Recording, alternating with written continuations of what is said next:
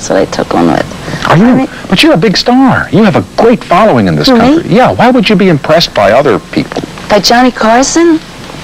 Oh, well, you know, I'm not singling maybe it's him his out. initials. Maybe it's his initials. No, actually, I was like, it's like I feel that, I mean, as far as just having fun, I have great respect from the people from which I learn moves from. You know, I think of myself a lot of times as an illuminated apprentice, and these people are my masters, and I study from them. I've been studying Johnny Carson for several years. In fact, I had to study Johnny Carson for 12 years in order to get on your show.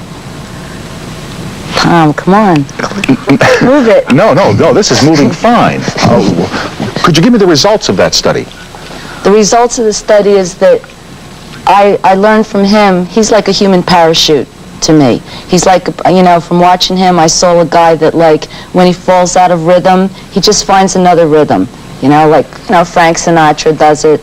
And that's what a move is to you. Like if something's not working, you make a quick move into something else? Not to lose your confidence, but to, like, you know, slide into a new rhythm, not to be afraid. There's a certain amount of risk. I mean that's how I do all my work. I mean, risk, if you are willing to take any type of leap into the void, you're going to experience something that you would have never experienced before.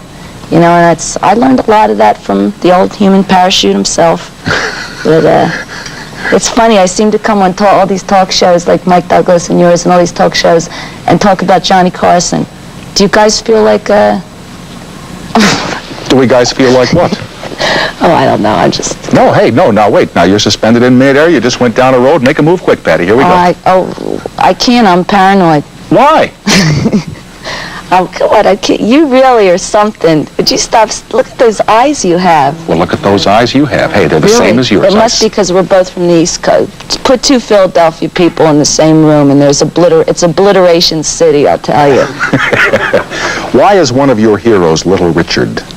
Well, heroes is like a weird word. You know, I don't care. I mean, we don't have time to, like, deal with, like, semantics. But to me, Little Richard was a person that was able to focus a certain physical, anarchistic, and spiritual energy into a form, which, you know, we call rock and roll. Mm-hmm. And it was like, I mean, it hit me. I was like real little girl. It was like, the first time I heard him, it was like Easter, and I was like 7 years old with my little brownie socks cuffed and everything.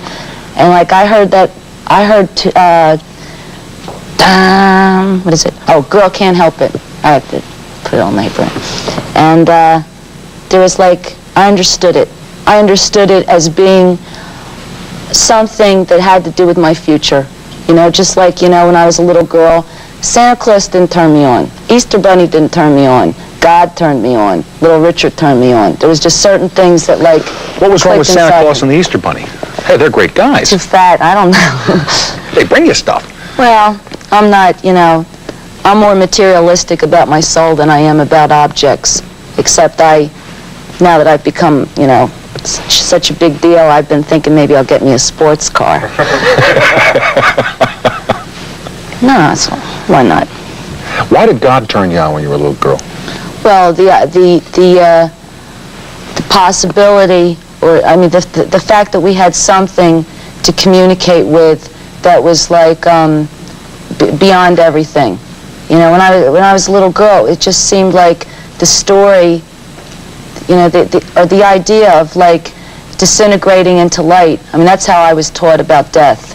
You know, it's like, you know, I saw a dead person when I was a little girl, and I said, what happens to that person? They say, oh, my dad said, oh, he disintegrates into light. You know, he goes with God, you know, and I thought that seemed pretty good.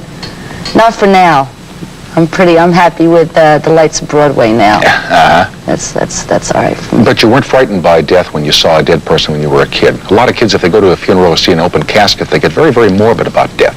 Well, no, actually, to tell you the truth, I got horrored at because I wanted, what I did is, I think Bertie the Bunyip was on. Remember Bertie the Bunyip? Sure. Oh, sure. Bertie the Bunyip was on. We were at a wake, and I like was trying to drag the TV, and I thought that, you know, my little friend, you know, was a little friend of mine, shouldn't be missing Bertie the Bunyip with all these grown-ups around.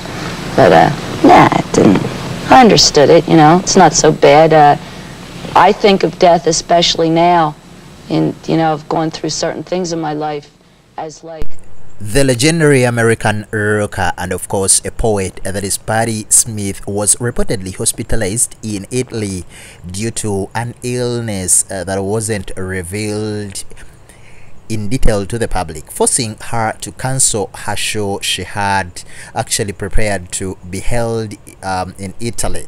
According to the Italian media, they reported that the 76-year-old Mrs. Smith actually was scheduled to perform at a concert that was known as the Teatro Duse in Bologna, Italy, before she was hospitalized in that city. In an Instagram post, the press from Italy said that it's with regret we inform the kind of audience that Patti Smith concert had scheduled for today, 12th December 2023 at 9 p.m. It will not be able to go on as it had been scheduled due to a sudden illness that struck the artist.